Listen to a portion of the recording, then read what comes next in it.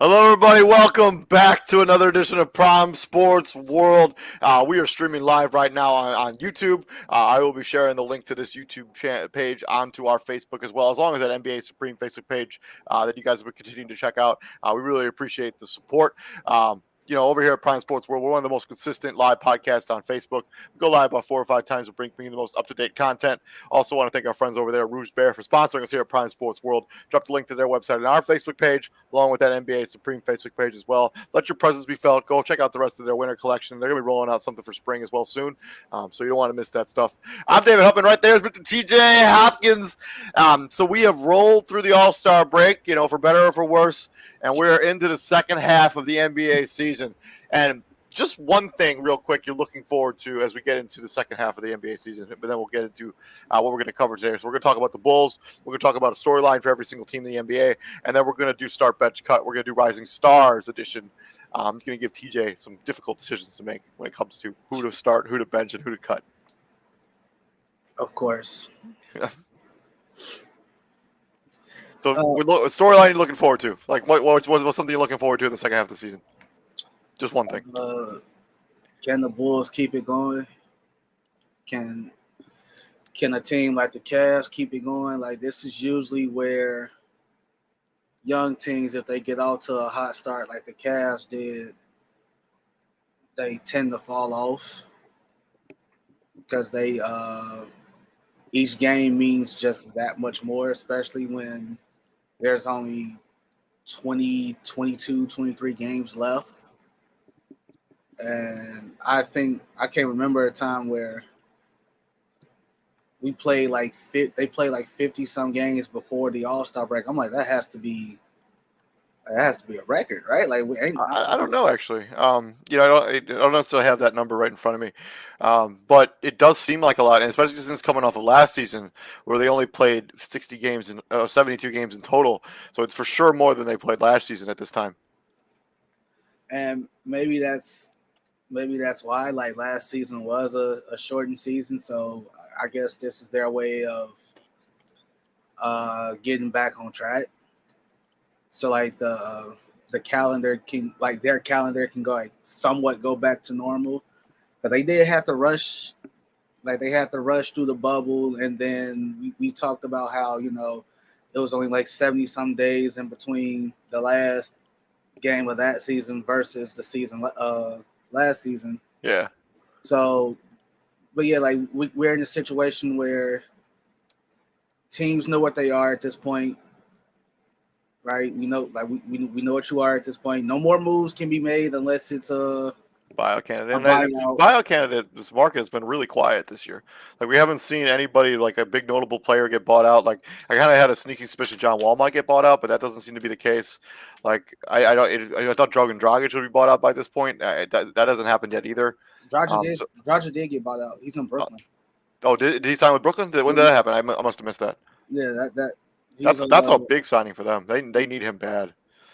Yeah, he signed with Brooklyn. We already talked about Tristan Thompson. Like, that was like the worst kept secret in the buyout market. Well, when you have the opposing head coach breaking the news on during the news conference. For me, the storyline that I'm following in the second half of the season is this MVP race. We're going to do another crossover on Monday. We're going to break down, make predictions for every single award in the International Basketball Association. But this MVP race is really starting to cook into something special. We got Joel Embiid, who's the betting favorite right now. You have Giannis, who continues to play well and fuel their Milwaukee Bucks team. And then you got the emergence of DeMar DeRozan, who's just been sizzling lately. And if he continues to play like this, I mean, the narrative is going to be there. If they're the number one team in the Eastern Conference, he's going to have a real shot at winning the MVP. And then, on the West, you got John Morant, we got Steph Curry. We're going to have something going on in Phoenix if they continue to play well, even with the Chris Paul injury. I mean, we can make the argument maybe Devin Booker, maybe an MVP candidate. It's just a lot of story. And then Nikola Jokic, how dare I disrespect the current reigning MVP, who's basically carrying that Denver Nuggets team on his back with basically none of his other stars around him because, Jamal Murray still hasn't returned from injury. And Michael Porter Jr. is probably done for the season. It's crazy that you say that about Jokic because ESPN, they shared they had their own start bench cut, and it was Joker, Embiid, and Giannis. And I cannot tell you how many people said they cut Joker. That's tough. It's not. I would cut Embiid, and it's not close. The other two have accolades to their name. Yeah, I guess, but No, I think Embiid hasn't done anything. that's true. You're not wrong. So let's get into the bulk of the show.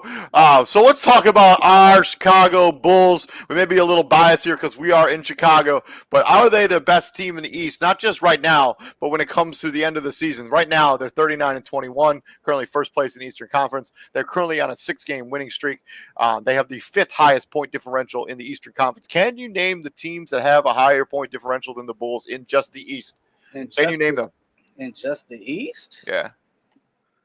I think the team that has the highest point differential in the Eastern Conference may surprise you. Cleveland's probably up there. Yep, they're third. Okay, they're third. Charlotte can score a lot of points. They don't win a lot of games, but they can score a lot of points. It's not Charlotte. It's not Charlotte. Charlotte actually has a negative point differential. That's insane. Well, I kind of did just say it. Like, they score a lot of points. They don't win a lot of games, but they score a lot of points, which means they're giving up just as many points as they score. Miami is number 2. Miami is 2. Yeah. It's not Atlanta, although Atlanta does. No, it's not Atlanta. It's not Atlanta. Yeah, it's not coming. It's the Boston Celtics. Surprisingly they have enough. The highest point differential In the Eastern Conference. There would be 4th in the entire NBA. But yeah, the Boston Celtics have the highest point differential in the entire Eastern Conference. They are followed up by the Miami Heat, Cleveland Cavaliers, and then the Milwaukee Bucks. And then it's the Chicago Bulls at 5th with point differential. And then we're looking at DeMar DeRozan, 28 points, 5 rebounds, 5 assists, 8 straight games, at least 35 points and more. He's only the 7th player in the history of the NBA to ever achieve that. I think there's a real push for him to potentially be the league MVP. Zach Levine, 25, 5 and 4. Nikola Vucevic, 18, 12 and 4. He's really found his niche over the last couple of months, towards leading into the All-Star game. Really found his offensive groove. The emergence of Io, Lonzo Ball, Alex Caruso, Patrick Williams. I'll expect to return within 3 weeks. Let's talk about this Bulls team because it's an exciting time to be a Chicago Bulls fan and to live in the city of Chicago because this team is good. But how good are they? It's kind of hard to gauge when you consider the fact that the projected starting lineup of Lonzo, Zach, DeMar, Patrick Williams, and Vooch played, 5 games together? 5-6 games together? Something like that. It's not a lot. Before Patrick Williams went down. And then you got Lonzo's been in and out. Zach's been in and out. DeMar has missed a game here or there due to rest or whatever. Vooch missed a good portion of the earlier in the season. You know how the Bulls always go on that 9-game. Yeah, he missed some time because of COVID protocols. So he missed time through that. Caruso's been in and out, but when Caruso is in, the Bulls are like the 2nd best defensive team in the league. Without Caruso, they drop all the way down to 29th or something like that. Some crazy precipitous drop off. It's not that bad. It's not that bad, but it really highlights the importance of a guy like Caruso, who I don't need to score. I can just play D and I can find my niche. I mean, you need those guys on it if you're going to win. Really make it. You need those glue guys that kind of hold everything else together. Those guys give you the same effort every single night. You know what you're going to get from them from night in, night out basis. He's going to give you a decent shoot for field goal percentage, but he's going to bring it out. He can ball handle. He can run the he can run the offense. He's he has the poise of a championship player because he was on a championship team. He has a ring for a reason, it goes to show, right? It goes to show, he's been in this situation, he's been in high pressure situations. That's one thing I noticed about Caruso whenever he does play and it's a tight game for the Bulls and he's on the court, he's the one that settles everybody down. He doesn't panic. Right? He's it's okay, it's cool, don't worry about it. How good can this team be? I think it all depends on anything. It all depends on seeding. So we're the number 1 team in the East right now. A couple days ago, we were 2. If the playoffs were to start today, we would play the loser of the Raptors Brooklyn play-in game, and then we would play whoever played Charlotte and Atlanta. Whoever won that would play whoever lost So 7 and 8. obviously that first Right round, now, let's just hypothetically say we play Brooklyn in the first round. can Would we that be a good matchup? can right now you have to say yes because Brooklyn's components aren't there. Yeah, and we'll get into them a tad bit later. But if all bets is off, everybody is healthy. I would say, well, obviously, if everybody's healthy, Brooklyn's not an 8 seed. That's 100%. I mean, they have no Kevin Durant right now. They're just trying to get by with what they got. Like they're just trying to make it work, and it's not necessarily going all that well for them. But this Chicago Bulls team, so they play with a tenacity and a grit. Like man, back to my DeMar DeRozan conversation. Like I think he might win MVP. If he continues to play like this, like narrative, and the Bulls are the number 1 team in the Eastern Conference, because Steph Curry, as great as he is, he's having a down season. But when you compare it to last season, at least, and then when you look at Phoenix, I don't believe, because Chris Paul's going to miss too much time. He's basically taken out of the MVP conversation entirely. I don't think that Devin Booker is really an option for when it comes to the MVP award. Unless you're going to give it to John Morant, I think DeMar DeRozan has a legit shot at this, especially if the Philadelphia James Harden experience doesn't go well. And Joel Embiid's numbers end up dipping, or he ends up missing some time because he's prone to missing time. I think there's a legit shot that DeMar DeRozan wins the MVP. Like, he's been that freaking good. And it's funny that you say, like, I have shout out to J5. He actually thinks that Harden's style of play won't fit with Philly. And I can see why. Like, Harden is a guy, like, Harden dribbles the air out of the ball. He has a very, like, him and Luka tend to have the same issue. I think that's a little unfair. I mean, the dude is the second highest assist player in the NBA right now, and he's not exactly playing with anyone. Like when Kevin Durant's not in the lineup, and Kyrie Irving, he's not playing with anyone even close to. Okay, like that's but like that's now. Like all those other years, like he was dribbling. I mean, he still was like in the top 5 assists every single season. Well, yeah, it's the same argument that folks use against Luka. Luka and Russell Westbrook. It's like, oh, you're not a good passer. You just have, like, there's nobody else. So like everybody's going to focus on you, and that just leaves everybody else wide open. So it's easy for you to just drop the ball off to somebody and they can lay it in, right? So if I'm tonight, they like this new duo in Philly. They debut James Harden, Joel Embiid. That's tonight. I don't know who Philly's playing, but like we see them for the first time tonight. And if it goes good, let me find out for you real quick. If it goes good, I'm not gonna be like. If it goes good, people can't get hyped off of one game. Why? Because it's one game. Like I don't want to hear Philly won the trade. It's one game. How can you base a team like? How can you say they won the trade off of one game? And it's the same thing. Like if it goes bad, like if James Harden has a horrible shooting game. And Philly somehow. I mean, it's certainly a possibility. I mean, he hasn't played in like a month. And the one thing you have to worry. So they're playing Minnesota tonight. Well, that's not an easy win. That's not a cakewalk. No, for sure not. I mean, they got 2 really talented wings. They got Karl-Anthony Towns, who might be the most talented big man in the NBA, depending on who you ask. And D'Angelo Russell literally just dropped 37 last night. Like literally, it just happened. Gave him up his buckets. So, like, if it goes well, you can't say Philly won the trade. But if it goes bad, you also can't say Philly lost the trade because it's one game. All right? Like, DeMar DeRozan is not getting talked about enough, in my opinion, by the major players in the media. Well, Stephen A. Smith just came out today and said that DeMar DeRozan should be the front runner for the MVP, and I don't necessarily disagree with that. So let's go back to talk about their storylines. But like, look what it took for DeMar to get in the conversation, right? This is this 8-game stretch of 35 or more, 8 games of 30 scoring 35 or more.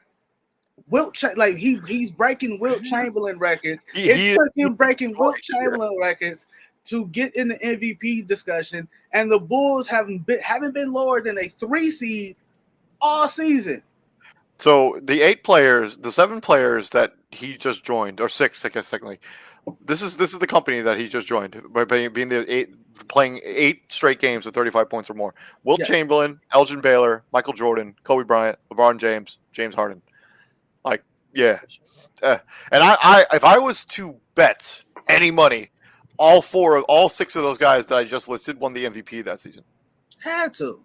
I'm just guessing. The James Harden one is maybe a little bit questionable, but And I'm sure the rest of those guys won the MVP the season that they did.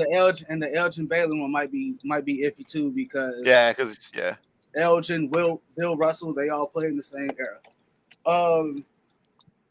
It's just funny how I'm not seeing enough people who said this was the worst free agent signing this past offseason. I'm not seeing enough of those people who said that come out and say, yeah, I was wrong. This is working beautifully. Like, we didn't see this coming. Like, Stephen A. Like the Bulls get blasted on national TV in 2 back-to-back games against the Warriors and the Nets when they were fully healthy, when they had Kyrie, KD, and James Harden. It was 71 all. And then the next time you blinked, Brooklyn was up 30. It got ugly very fast. And that just happens in the NBA, though. It happens in the NBA. I'm not knocking that, but Stephen A. Smith is the one on TV talking about it's levels to this. It's levels to this. Like, bro, and that was his first time talking about anything in Chicago since the Bulls beat the Knicks in the Garden earlier in the season. Right? Chris Broussard, when this sign the first one down, he like, the question was, can the Bulls challenge the Bucks or whoever else in the East? And he's like, heavens no. First off, there's Miami, there's the Knicks, there's all these other teams like the Bulls. Look at that Knicks prediction is really testing the test of time. Also joining us here at the Prime Sports World for our second half previews, Mr. Israel Rivera, CEO of Prime Sports World. We are looking at the storylines here for the Bulls. Inside, just looking at the Bulls, are they the best team in the Eastern Conference? What are you looking forward to in the second half? For the Bulls, we already saw the dividends that with that acquisition of Tristan Thompson. Just imagine when Lonzo comes back, when Caruso comes back. That's just going to even make them even better defensively, and give them even more hustle on the D. Like, this is 2 different type of teams, right? So when you got the starters out there, they play with a bunch of pace. They got some offensive weapons, and they can scrap a little bit. But when you bring that second unit out, that's a scrappy bunch that's gonna get it out the mud. You know what I mean? They're gonna really lacking right now. And right there and adding Tristan Thompson, a guy that, I mean, personally, I saw him in Cleveland, kill us on the boards. We all saw that. The dude's a champion. The guy knows how to win. Like, we need guys like that. And I know there's a lot of people complaining about the Tristan Thompson signing because of the whole Kardashian bullshit. But as long as he just plays basketball, I don't care about any of the other stuff. Remember that one game against it was Cleveland, Chicago. Remember that one game Tristan Thompson grabbed like 11 offensive rebounds? Yeah, that was the Eastern Conference semifinals. Like 11, forget 11 total rebounds. He grabbed 11 offensive. And we this Bulls team desperately needed somebody like him. A power forward. But I think the issue, I still think when it gets to a playoff series, I still think Giannis is going to give us trouble, and Kevin, assuming Kevin Durant's healthy at that point, he's still going to give us healthy. But it's a playoff problem. For the rest of the regular season, we just need this Bulls team to get healthy and continue to play well. Honestly, David, I don't see it though, because you're talking about one guy. The one guy that I really need to step up, it can't just be Zach and DeMar. It's gotta be, Vooch got to step up. I mean, he's been great the last month. Defensively, he stepped it up defensively. And he's been great on offense too. I mean, anything. If he can be consistent on offense, I think he's key. I mean, a lot of those teams that we're talking about. I mean, even if we run into a playoff series with Embiid, who's, I mean, really, when you look at the MVP race, and I heard what you were talking about, TJ, with DeMar DeRozan. Yeah, he's not getting nearly as much national attention on the MVP level. And he He's should. about to. He's about to. He's about to. His stretch is crazy right now. It's been when anytime you're in the same breath as Will Chamberlain. I mean, you're in Michael Jordan, some of the best players ever to play the game. You should be a front runner for the MVP. I know what Embiid's doing is special, and I know he's done it without a second superstar, and he's kept his team in the top 3 in the East. That's got to have some consideration. He's averaging 29, 11 and a half, 4.5 assists, 1 steal, 1 block. That's pretty special. He's got his team in the top 3 in the East, and now you add James Harden, they could probably take it to another level. But what DeMar DeRozan is doing, I mean, he's taking his level. He's taking to his game to another level, something that we haven't seen from him ever. He always had the mid-range game, but he's taking it. We haven't seen this level of scoring from him, but to say that DeMar that's DeRozan, what I'm saying. DeMar DeRozan has always been a bucket. He's always been a bucket. Do you guys remember? You guys remember when they first signed DeMar DeRozan? I said he was going to play a lot of power forward. You know how much power forward he's actually played this season? None. No, it's like 60% of his. He's on the floor. He's technically the power forward on the team. Technically, technically. My thing is before we he's playing a lot of power forward, and that's he's able to take bigger guys off the dribble and finish in the mid-range. The thing about this Bulls team, and I said it last night, they got a bunch of glue guys on the team. Now you add another one with Tristan Thompson. You got Javonte Green. You got Alex Caruso when he comes back. I mean, you can add Ayo Dosunmu in there. He's kind of like he's your future point guard, but he's a glue guy too. He'll play defense. I mean, he played excellent defense on Trae Young last night. I mean, he was giving Trae Young fits with his length last night. He literally has been an unsung hero. Because, we've been down Lonzo Ball and Alex Caruso. The emergence has been nothing short of extraordinary. He got into the Rising Stars Challenge because of the last month of his season. He's really been that freaking good. It's crazy that again this was a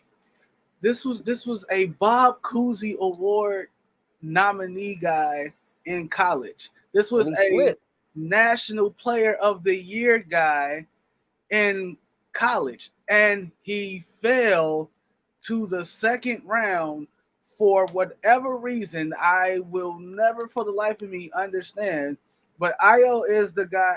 His story, his journey is perfect to show the people. It's like, hey, if you're not ready, don't leave. The NBA, he is a perfect example of the NBA ain't going nowhere.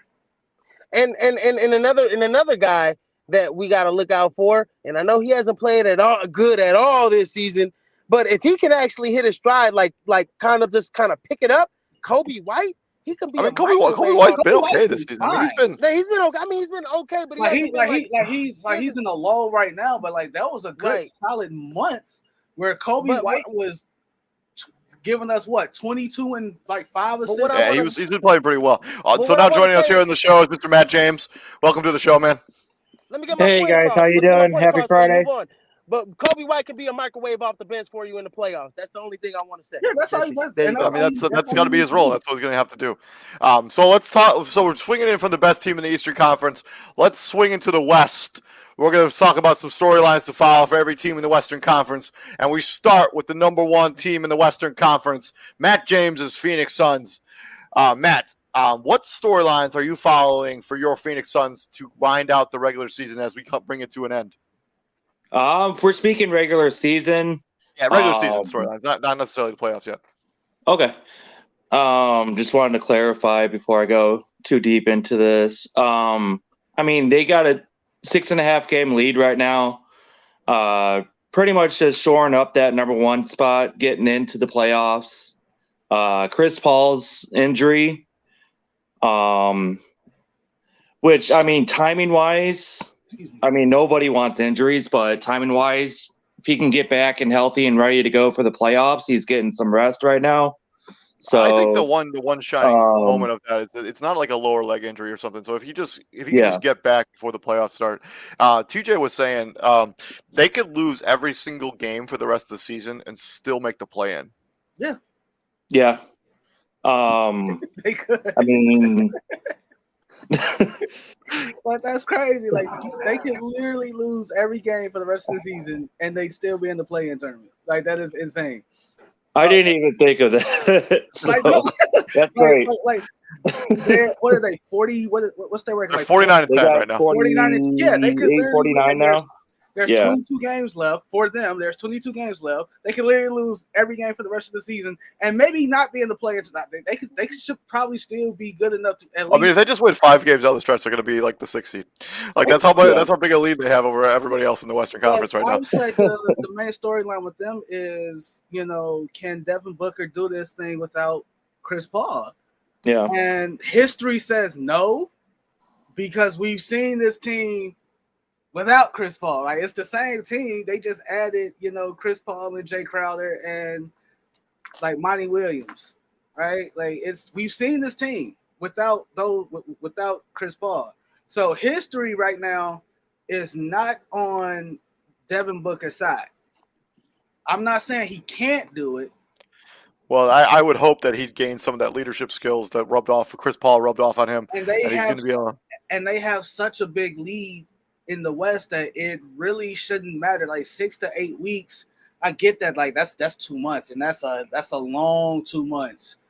But looking at their schedule, it really shouldn't affect them. It really shouldn't. Like I think. They've done themselves a huge favor by being so good. I mean, literally, they've lost 3 games in the last. I don't even know how number this is. 25 games the last, like 3 games in the last 25. Is that the math here? I don't. That might be even more than this. They're 21. I think they're like 20-1. They should get one. Yeah, they're on another long win streak. They should get win number 50 tonight because they played New Orleans. So they should get win number 50 tonight. They're 22 and 3 in the last 25 games. Well, ever since Devin Booker got into it with the Raptor mascot, they've been unstoppable. But like I said, they should get win number 50 tonight. They play New Orleans. That I'm counting that as a W. Sunday is a bit of a test. It's Utah, and then go to March. Okay, they get win number. They play Portland March 2nd. Then they play the Knicks. That's 2 Ws. Finals rematch with Milwaukee. They play Orlando. They play the Heat. That's gonna be tough. Toronto, if Toronto can make the game gritty, that's gonna be a tough game because Toronto's just long as hell. For no reason. It's true. They just long as hell for no reason. The Lakers, Matt, y'all got that one. Did y'all play New Orleans, Houston? I mean, yeah, the schedule really benefits the Phoenix Suns going down the stretch. But I think the big storyline to follow when it comes to Phoenix is just, can they keep the ship afloat without Chris Paul? And I don't think there's anything else that matters. They're going to be a playoff team guaranteed. And they're 49 and 10. Again, they're going to win 50 tonight. I don't see the monumental collapse that won't happen. Because the only tough opponents they got left, like I said, they play Utah Sunday. I'm counting them as a tough opponent because Utah is a tough opponent. They scrappy. They can get under your skin, right? Then you play the Bucks March 6th. You play the Heat March 9th, the Raptors March 11th. So, that might be tough because you only get a day in between those games. And then you go Lakers, Pels, Rockets. That's 3 wins right there. I'm counting them. That's 3 wins right there. So before we move on to the Golden State Warriors, Matt, just one thing what's one thing you're really looking forward to when it comes to your Phoenix Suns? Just going down the stretch, the one thing. Another finals run. I mean, last year was fun, and I believe it was fun until it wasn't. Right? Another team that can make it, and we got more size this year. So, I mean, got some youngsters on the team, and it's a fun team to watch. So, I mean, just happy Phoenix Suns basketball is back in the Valley. So. Just looking forward to watching them in general. It's probably too bad you're not still in the Valley because it's still cold here in Chicago, 27 degrees. Moving on from them, we got the Golden State Warriors. We're sizzling to begin the season. We've kind of semi-cooled off a little bit. They're 6.5 games back from the Phoenix Suns. What are we watching storyline-wise for the Golden State Warriors as they wrap up their season? Health, right? Draymond been out, I don't know how long now. Over a month. Wiseman hasn't played a game yet this season. Hasn't played a game all season, but he's rumored to be coming back soon. He's been close for a while. I think they just haven't really needed him, so they haven't really forced him back on the court. But I do think he'll play at some. He might play tonight. So yeah, it's tomorrow health. night, Like, the I 27th. don't think like Golden State really ain't they not tripping. They not, but like they got Clay back. Clay Who's been awesome since he came back. right, Like right. I guess the Achilles tear isn't what it used to be anymore. Like people just come back and look great off of it. Well, his is like it's considering like how he got hurt in like not just an Achilles, like he got hurt in back-to-back years. Yeah, I know. Like he tears the ACL, rehabs that, comes back, tears the Achilles, and it's like God damn, I gotta do this shit again. I gotta do this all over again. So that's a bit frustrating. The only thing you want for them is again just stay healthy. Can your key guys be healthy? They got some contract issues that they're gonna have to address. Like Jordan, I put in the group chat. 4 years, $80 million. I would 100% do that if I'm the Golden State Warriors. I think at some point that contract looks like a bargain. Jordan Poole's super talented. For me, the storyline for watching Golden State is how are they going to integrate these younger guys into their rotation and get them enough minutes so they can continue to develop Jonathan Kuminga, Moses Moody, and whenever James Wiseman comes back, because this is a team that is good enough to win a title, and they need to integrate these young guys in order to get the energy and get a little bit more offense from them.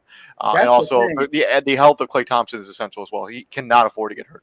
Like that's the thing with them, like the young guys. Like again, like this is a championship now team, right? Like that's a lot of pressure and responsibility to ask on a Jonathan Kuminga, a Moses Moody, or a James Moses Moody hardly plays, but Moody hardly plays, but he's there. All right. Well, Kuminga, since he's the one that has separated himself on the simple fact that Wiseman's just simply not there.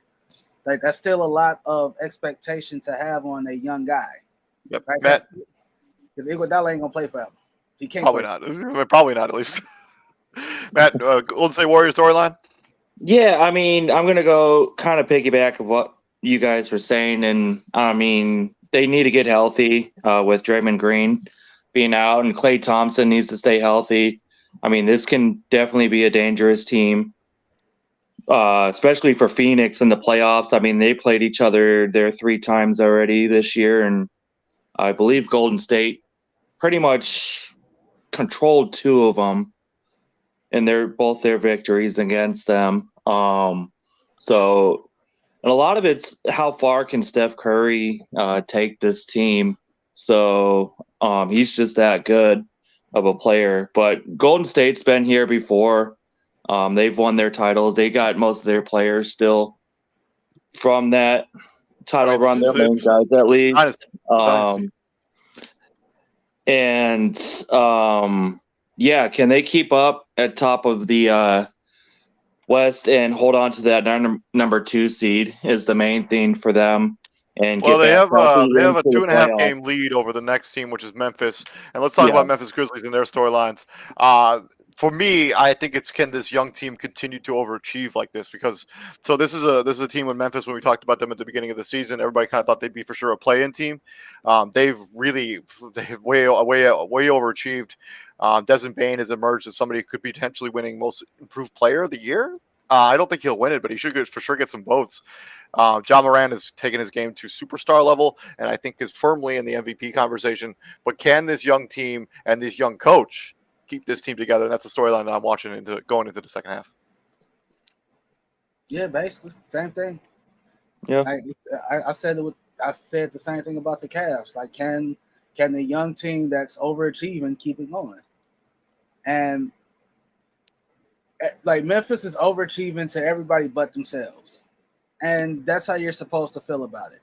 Right? Like you're supposed to feel like you're this damn good. Like keep in mind, this same team gave Golden State all they could handle. And I mean, they beat. Oh yeah, they beat Golden State. And the play-in was that the play-in? Yeah, they beat Golden State in the play-in, and then they got 1 game off Utah too in that playoff series last year. My thing about Memphis is, are they just a great regular season team, or are they going to sustain this success in the playoffs? Right? Because are they going to be like the highlight factory that we used to see in Atlanta? Are they the new Utah Jazz? Is that what you're saying? That too. Utah Jazz too. New Utah Jazz. Shit, Utah still Utah, right? So yeah, that's my whole thing with Memphis. They're definitely an up and coming team. But can they sustain? Do they?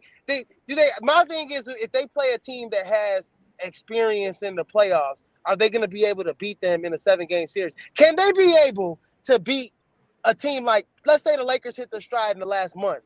Anthony I Davis think is I think healthy. that I You think think they that could I beat think the that would be a Lakers Matt. and No, LeBron James no. in 7 games? You think they'll be able to beat LeBron James in a 7-game series? No. I don't think so. Nah, they're not gonna beat LeBron James in a 7-game series, especially with a healthy Anthony Davis and a remotely head on his shoulders Russell Westbrook. You know what I mean? Matt, Memphis. I mean, there's not much more to say. All right, what's Can they sustain, this momentum they've got and going into the playoffs? I mean, many teams over the years have done this, where they've played great in the regular season and faltered in that 7-game series. Can they? Are you talking about the to Phoenix these Suns? teams like Golden State, Phoenix, LA, Denver? Honestly, I think they'll fall back a little bit. I mean, they got a 2.5-game lead over Utah right now. Yeah, So. I think Utah will overcome them. Dallas will be coming up. I mean, John Morant's a stud. We all know that. So, but on the floor. The dude for sure should overall, be in the MVP conversation. their experience will start to show. Again, they're about a year or two off from really being one of those dangerous teams going deep into the playoffs. They got cap room. If they can get some free agents next offseason, look out. Yeah. Moving on from them, we got the Utah Jazz, currently 12.5 games out of first place.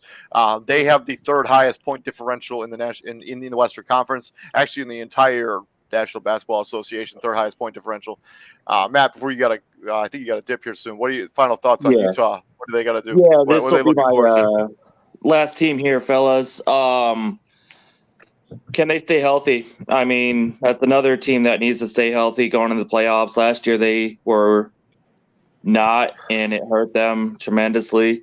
So, can they also jump up into that number 3 seed, as we were just speaking about with Memphis? So that's probably one of my main storylines with them is getting healthy, and can they make a run and get hot going into the playoffs here and not be that same Utah Jazz team that we were just speaking about? So, TJ. All right. Thanks, fellas. Yeah, see you later, Matt. Have a good day at work, man. Yep. Hey, you too. It's the same thing, man.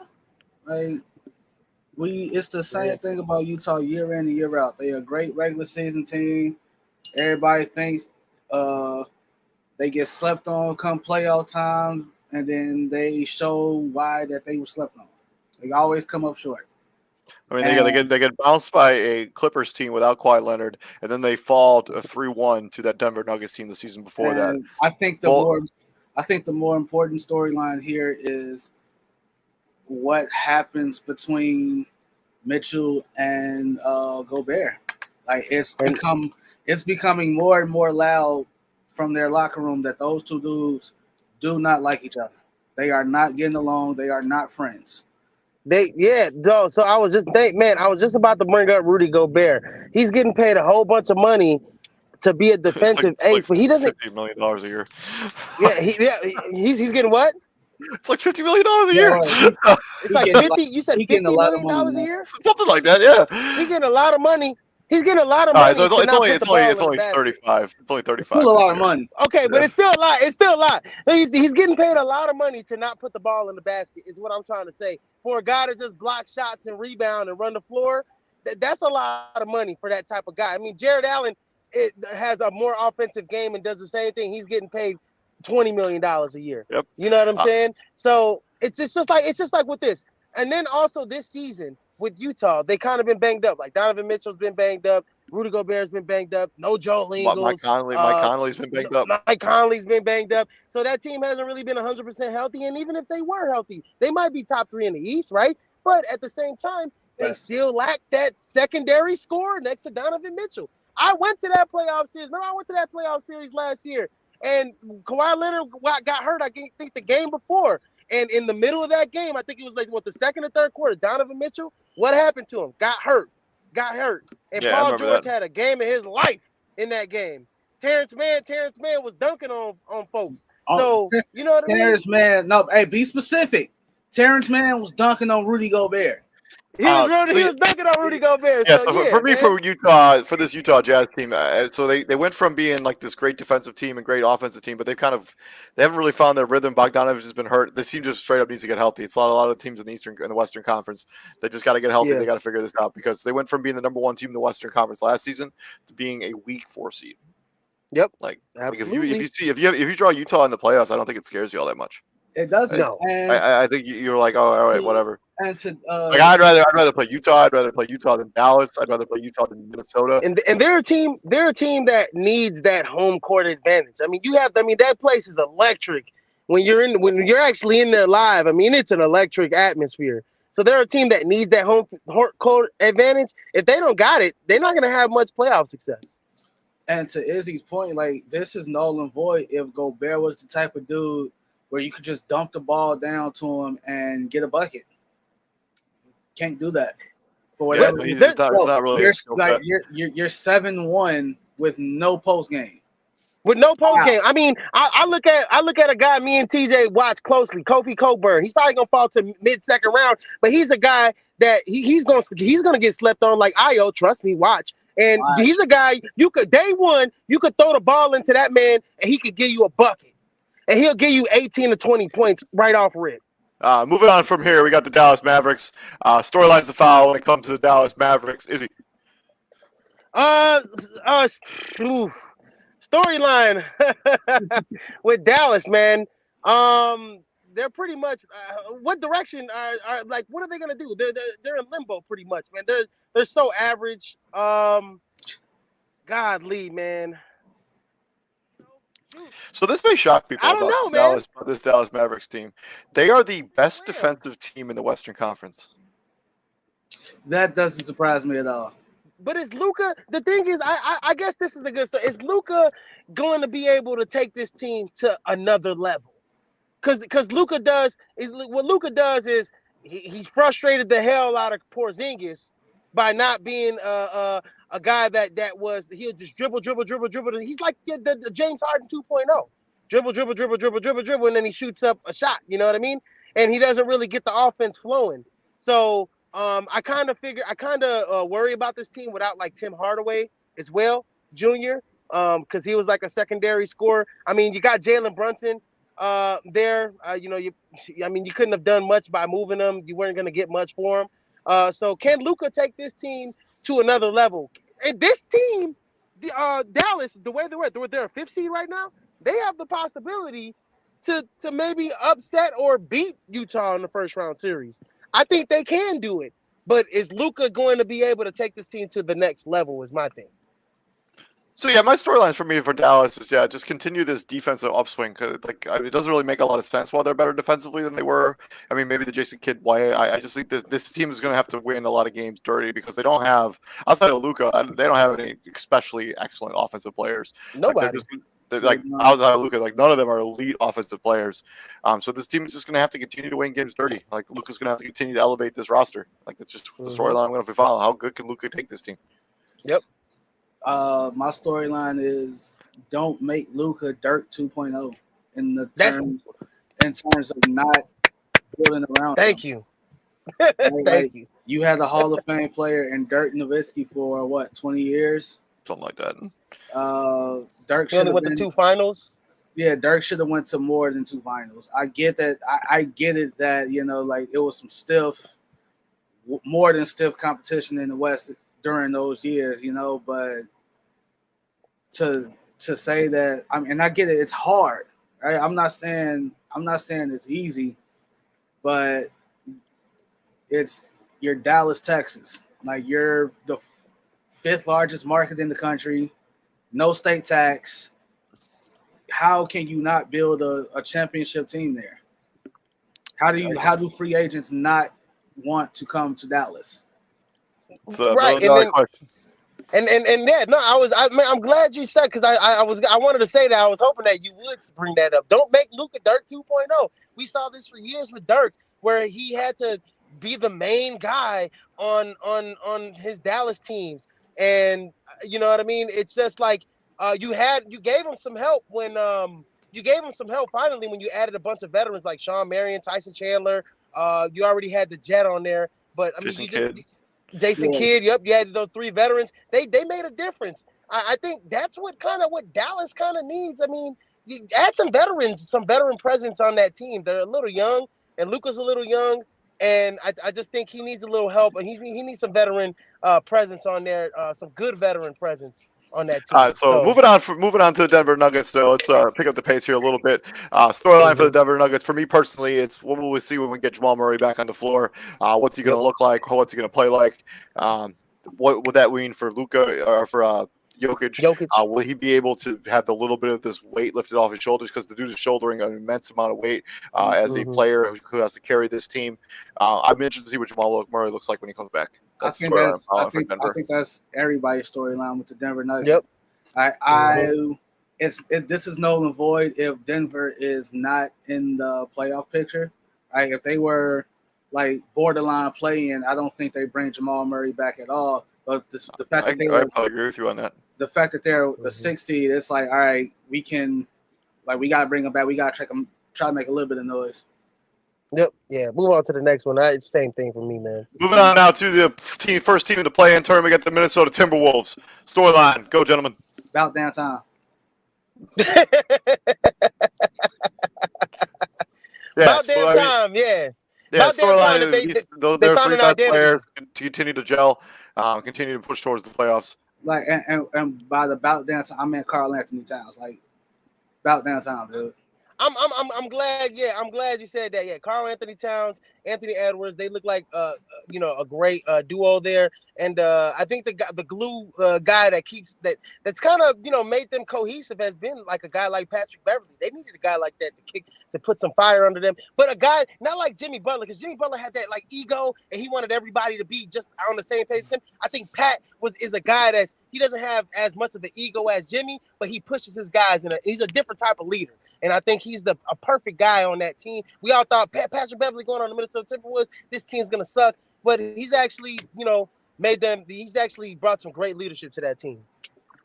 To the next team, we got the Los Angeles Clippers. They're currently set at 30-31, 20 games back of the Phoenix Suns. They are 5-5 in their last 10 games. Storylines are following for the Los Angeles Clippers. Get Paul George back. Paul George got reevaluated yesterday. Haven't heard the results of that reeval, so I guess they're still, weighing their options or talking about it. But if they at least get Paul George back. So 1 hour ago, Bleacher Report reported that Paul George could reportedly return from elbow injury in March at some point. Boom. There you go.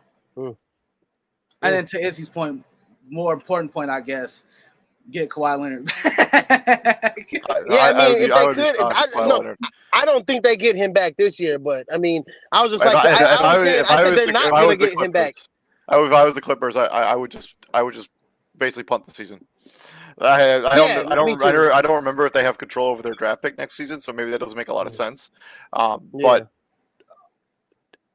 if they can make Tyronn Lue also, if he continue coaching this team out of his mind, he's doing a hell of a job for what he's got, brother. The fact that they have a better record than the Lakers and Portland at this point, and the Pelicans, moving on from the Clippers, they're a scrappy team. So and they play hard for their coach. I mean, it really shows. Yeah. Moving on from them, we got the Los Angeles Lakers sitting at 9th seed, 27-31. Stop blaming Russ.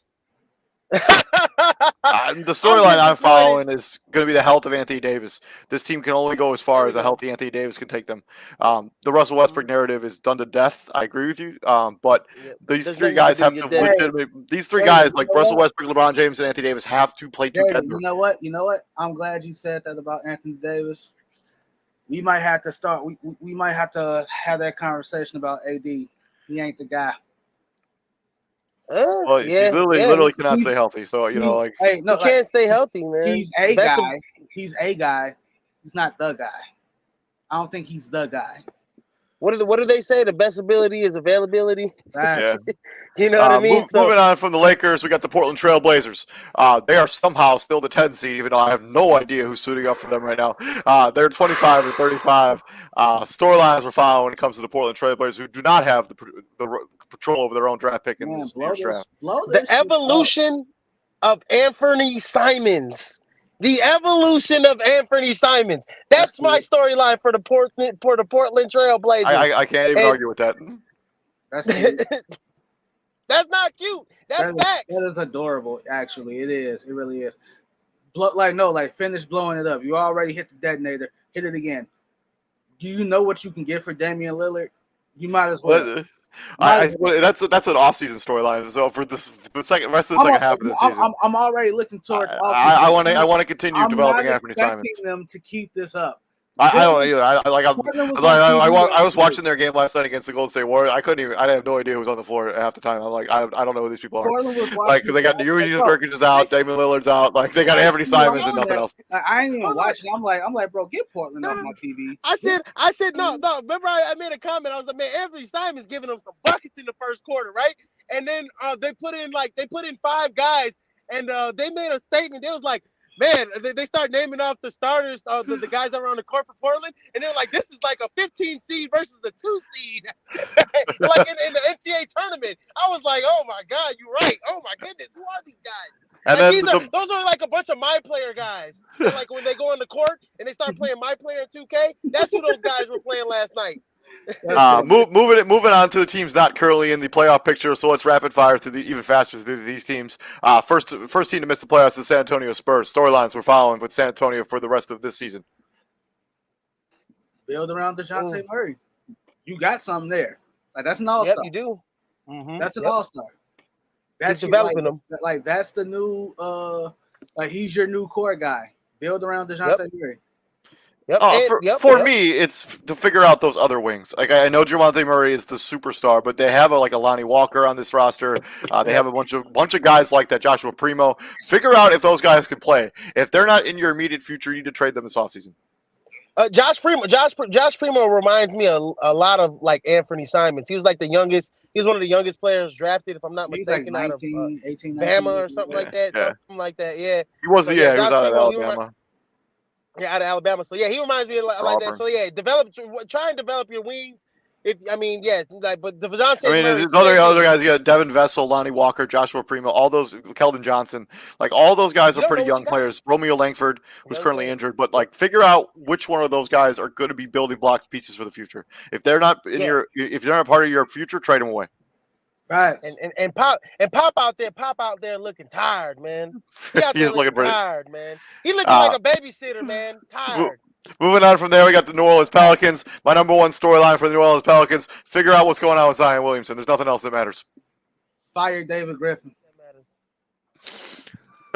Yeah. Yep, that's an off-season story, but they should probably fire him before. I'm looking in the future. Fire David Griffin. Also, CJ McCollum. CJ McCollum, since he joined the New Orleans Pelicans, has been shooting out of his mind. Like he's really been playing well, but they haven't won any games. Yeah, but Zion, and then you hear reports that Zion hasn't really like reached out to CJ McCollum and the JJ Redick thing. You know, saying JJ Redick, he's like, he kind of alienates himself from the team, and he doesn't really fit in with the gel with the guys. It's like, yeah, you might want to look on to maybe trying to trade that guy. I mean, I know that he's a great player. But the best ability is availability. So if they trade him away, they will lose their franchise. So what? Calling it. Their franchise will. The New Orleans will be playing in another city like 3 years after they trade him. Who cares? New Orleans Sacramento Kings. Market. Who cares? Sacramento Kings. You make the trade to try to make the playoffs this season. Hasn't exactly gone well. You mortgage your future to try to make one season in the playoffs. Yeah, kiss Tyrese Halliburton goodbye. That owner should look to sell the team because he has no idea what he's doing. Sacramento Kings, try to make the playoffs. That's the only thing you can still do. If you want to salvage anything, any of your respectability, because you traded away Tyrese Halliburton for a playoff berth this season. If you do not make the playoffs this season, trading Tyrese Halliburton away was for nothing. You have to make the playoffs. Facts. Oklahoma City Thunder. Keep keep building up those draft stock. I mean, keep Josh Giddey healthy. Keep him on the floor. Keep him playing well. That dude is. I think that dude is going to be good. Josh, Keep who? continue showcasing Josh Giddey. Yeah, Josh Giddey. Well, you already know. Josh Giddey. Oh yeah, he's awesome. You already yeah, know. Josh Giddey's I talked about it. I talked about it in the group chat. Like, all right, figure out the other pieces, right? Like, you got, like, you seem content with the core that you got. You know, him being Josh Giddey, SGA. You could have moved Lou Dort at the deadline, but you didn't. So you obviously feel some type of way about him. I think he may get moved. And they still and still think he it's might get crazy. moved? I mean, in the offseason, I think they can get a lot for him. I think he's a super And as valuable bad player. as bad as OKC is, they still the hot ticket in town, buddy. Like, They still and I mean, they play hard. I mean, that's a team that scraps. Like they gave the Bulls all they could handle a couple weeks ago, and the LGA didn't even play in that game. Exactly. You know what? I'll go on and say they're the only ticket in town. I said they're the only ticket. So like, yeah, figure out again. Like, like two things. Figure out your core, which it looks like you have Giddey, SGA, Lou Dort, and whoever else, and figure out your identity. What kind of team do you want to be? You can't play in this league and have zero identity. Shout out to Joe Dumars. Yep. Exactly. And then the final team in the Western Conference, we got the Houston Rockets. Just continue to develop their young talent through the rest of this offseason or the rest of the season. There's Jalen Green, Alberto Sagoon, Joshua Alexander. And honestly, I look at Houston. I look at the Houston Rockets too, and I'm just like, I just can't believe you're wasting money. You have wasted money sitting there on the bench. I just don't get it why they're not playing John Wall, even if they're gonna lose.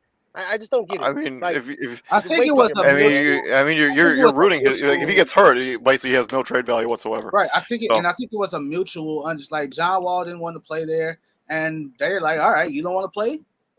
I don't want to play you. Fine. We just gonna pay you. You don't want to play. So swinging into the Eastern Conference, Miami Heat storyline to follow. Go the rest of this season for the Miami Heat. Stay healthy.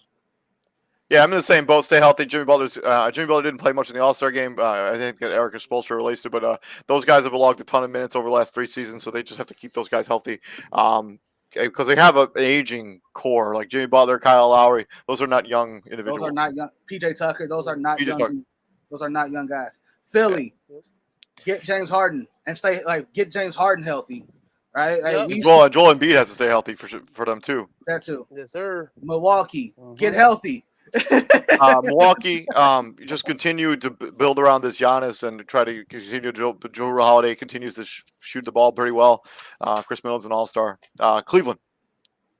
Keep going. Oh, continue. Yep, keep going. Continue your success. Right? Like up and coming king. You're playing with house money. Great. You're playing with house money. No one expects you to keep it going. No one expected you to be in this position. Keep going. Yep. Boston Celtics. Blow it up. Man, yeah, I would blow that up. For this season in particular, so they're the 6th seed right now. I would keep riding this. I mean, the Boston, they have talent on this roster, and they've always had talent, but they're just wildly inconsistent. They just need to keep this trend. They're won 5 straight. They won 9 of the last 10 games. Look for this Boston team to continue building on this. I think they have a talented team. We know what they are, bro. Like, I'm not saying they blow it up even in the offseason, but for the rest of this season, they got to continue to push for it. There's no push for what? This is still a team that if you have Jason Tatum as your best player, you have a chance to make some Jalen Brown's getting traded in the offseason. Come on, man. Yeah, I mean, if they get bounced again, I think that might happen. But this season, if Jason Tatum is your best player, you have a chance. We've been saying that for like the last 4 years. And they outside of last season, they had a chance. I mean, I think when did they go to Eastern Conference Finals 3 years in a row? And what happened? I mean, they ran into LeBron. It happens a lot. They ran into LeBron all 3 years. At least two of them. I mean, they ran into Miami Heat that one year where they were just rolling through the bubble. The bubble. Yep, 2 they had years a chance ago, in there. Yep. They ran into. They took the Toronto. And then they took Cleveland. I think they took Cleveland to 7 games, if I'm not mistaken. Yeah. So and Jason Tatum's second year. Just one. Oh, yeah, one. But they ran into Kawhi Leonard and that Raptors team, and they ran into a hot Miami team the year after that. But you literally just said if Jason Tatum is your best player, you have a shot. You do have a shot. The team. You have a shot. Moving on to Toronto. Keep doing you. They play really hard. You got a nice young player in Scotty Barnes. Make the playoffs. Good for your young core to make the playoffs for Toronto. They're in that position. I mean, I don't, you know. What's your identity? I'm still trying to figure out what the Toronto Raptors want to be. Like, what do you want to be? And Spicy P ain't that. Spicy P ain't been really that spicy since Kawhi left. So. Yeah, that contract was terrible. Moving on from there, we got the Brooklyn Nets, the 8th seed right now in the Eastern Conference, 31-29. Get Ben Simmons. 2-8 out of the last 10. Yeah, so get healthy and integrate Ben Simmons back into your lineup and figure out what his role is going to be on your team. Oh, we already know what his role going to be. And with the restrictions federally probably going to be lifted in March maybe possibly around the country. Yeah. That's looking that way. Kyrie is going to play an important part, and then you get KD back. This team could make some noise in the playoffs. Yeah, I mean, if they can get all these guys healthy and have a month where they all play together, look for them to make serious noise. They can jump up in the rankings. I mean, they're only 8 games back at first place. Like, that's not a lot. That's not a lot. Number 9, Charlotte. They need to play better defense. Hey, you heard mine. They're the worst defensive team. You heard mine. They're the second worst team in the NBA. They're the second worst defensive team in the NBA. That's what I said. They need to play. They need to play better defense. Hey, you heard mine. No. Damn. Damn. I mean, they're very entertaining to watch. They give up a lot of damn points. They give up so many points. They are super entertaining to watch. They are in a track meet every night. I expected them to be better. I expected so much better out of them. Like I mean, there was at one point this season they were like the 5 seed, and then they've progressively slipped out of the playoffs. But TJ, come on.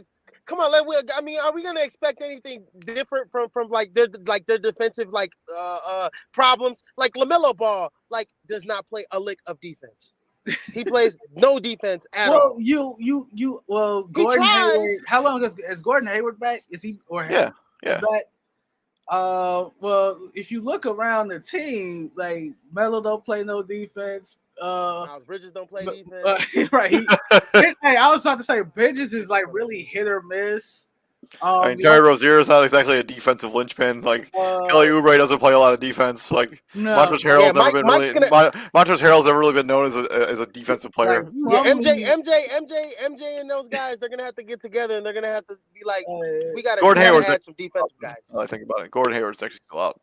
Okay, he's only played 3 of the last 10 games. That doesn't help their cause because that's a walking 20 whatever that you just can't simply replace. Right. And the Plumlee brother is really he's really the only one. He's the only one that plays defense. The only one that plays defense, and you can't have that when it's 5. So moving on from there, we got the Atlanta Hawks. Damn, another one. What I say last night, TJ. God, Atlanta is softest. You know what? This gotta be the softest team in the NBA. They gotta be the softest team in the NBA. My storyline for them, man. Put your big girl panties on, and pick your cojones up, and get hard body. Get hard body because you're soft. You're soft. This has got to be the softest team in the NBA. I'm sorry. And then the team's not in the playoff picture. Wrapping up this rapid fire for the last 15 teams, last 5 teams. Washington Wizards. Damn. Remember I was high on them in the beginning of the season? Damn. For real. Hey, it got reported today that Joel Embiid allegedly pushed hard for a Bradley Beal team up in Philly. Don't know the parameters of what went down in those because it's irrelevant. It didn't happen, and you're just now releasing this information, not at the deadline. You're just now releasing it. It's not important. Washington is definitely an off-season team. I still think Bradley Beal gets moved in the offseason to where he can opt out of his contract and leave the Wizards with nothing. Like they have done a bad job with all of it. Like they started the season out super good, like, oh yeah, this is gonna be great, and then it wasn't. Yeah. West Unseld. At this point, Washington Wizards just end the season with Kristaps Porzingis as healthy as you can make him. So he's not dealing with something when the season starts next year. Somewhere up in heaven, Wes Unseld is shaking his head. That's all New I York gotta Knicks. say. Damn. I I find an identity. If you either want to be this tough, defensive-minded basketball team that you were last season, or you want to try to score points, because they're not doing either well right now. So for a team, this is how bad the New York Knicks are. And I don't want to say that this is a bad thing, and I don't want to down my guy for a long time. But when you're a team that has to predicate your success off of Derrick Rose at this stage in his career, that's pretty bad. Because literally since Derrick Rose has been gone, your team has has been straight horrible. downhill, man. Has been straight downhill since Derrick Rose has been gone. And by the way, don't bring him back, please. Don't bring him back. Just don't bring him back. Please. Do him a favor. Yeah, like in all seriousness, this is why you want to be called a great team. You want to be called a good great. You want to be called a good team. Good teams aren't one and done. Yeah, they find a way to not be the 12 seed the season after they were the 5 seed. Exactly. Like 4 seed. And also, I mean, they should have traded Julius Randle, but that's neither here nor there. He doesn't have any value. Indiana Pacers. Keep developing your young core. They've already developing that young core. Continue playing those guys, give them good minutes. Detroit, same problem, same issue. Same thing in Orlando. Same thing with Orlando. Yep. I think all these teams, like the bottom three, Indy, Detroit, Orlando, what is your identity? What kind of team do you want to be? You have all these, like you got they're a young team. Like you got like 3 teams, young as hell, full of young talent. What do you want to be? What kind of team do you want to be? Find out, because you can't win. You're not gonna be able to win. They got to figure it out. Establish a culture. You got what kind of team do you want to be? All right, so moving on now to NBA Conversation Rising Stars Edition, Start Bench Cut. You guys I'm going to give you the scenarios. You guys make the difficult decisions. I swear to God. So, first one, Tyrese Halliburton, Cade Cunningham, LaMelo Ball, Start Bench Cut. Okay, I'm starting LaMelo Ball. I'm benching Halliburton. I'm probably going to cut Cunningham. Yes. That all in that order. Me too. I'm the same way. Start LaMelo, bench. Okay. Don't be disrespectful, David. You starting Halliburton, ain't you? Oh yeah. Between those. No, LaMelo Ball, Cade Cunningham, Halliburton. Are you cutting Halliburton? Yeah, Cade Cunningham, I think, is going to be a generational type talent. Ain't you the same one that was mad? I am. But when it comes to those 3 guys, LaMelo's already been an all-star. I think Cade Cunningham is going to be like a generational type guy, and Tyrese Halliburton has been a good player, but I think Cade Cunningham's upside is higher. So yeah, I'm going with the order. Next, what's next?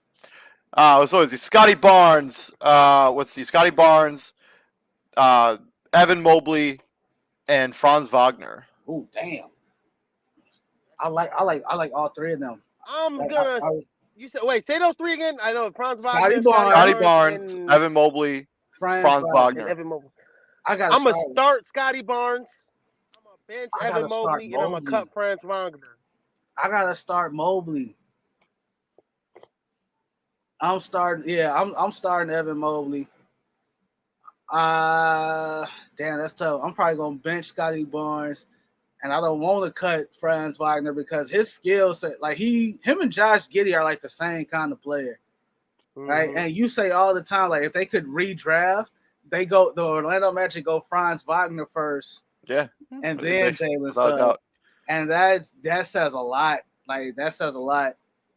But Scotty Barnes has turned into something that no one saw coming. Like when he got drafted, it was a lot of like Scotty Barnes at that spot. Like it was a lot of that. But he's worth it. So I'm going Mobley. Whoever the hell. Yeah, I'm going Mobley. I'm benching Scotty Barnes, and I got to cut Franz Wagner. I'm the same boat as you, TJ. Yeah, give me Mobley, Scotty Barnes, and then Franz Wagner. 2 more. Desmond Bane, Cole Anthony, and Tyrese Maxey. Okay, I'm starting Maxey.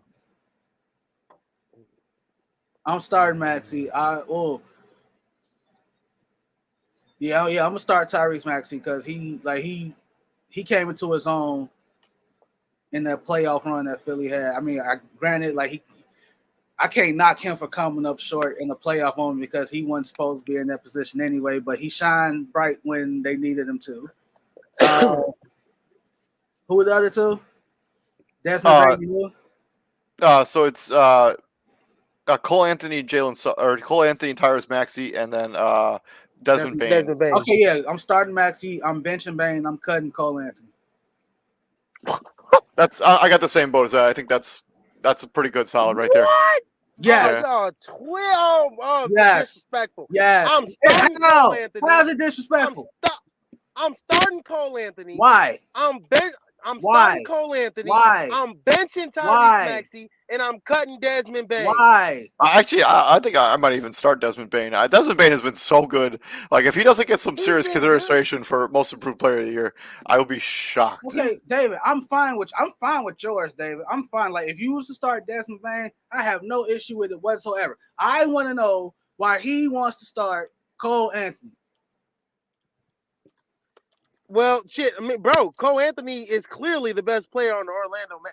In my opinion, what he's putting up right now, what he's put 17. He's putting up what 17, 5, 6. You know what I'm saying? Like he's averaging 6, and almost 18, and he's in his second year. You know what I mean? Like, come on, man. Let's go, man. He's and then he's only gonna get better over time. So, and I think his ceiling is a lot higher than Tyrese Maxey and Desmond Bain. Well, how old is Desmond Bain? Desmond Bain, I think, is like only 18, 19 years old. I'm finna look it up because like for him to be like Cole Anthony's clearly the best player on the Magic, it's not clear.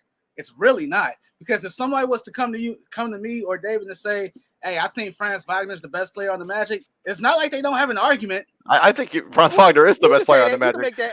Desmond Bain is 23. Best player. Okay. Right, that's what I'm saying. He ain't no 18. I was gonna say he's old. He started what, like three years in college. He was like but that dude can really shoot the basketball, huh? He can shoot it, but his ceiling, this is where you're at.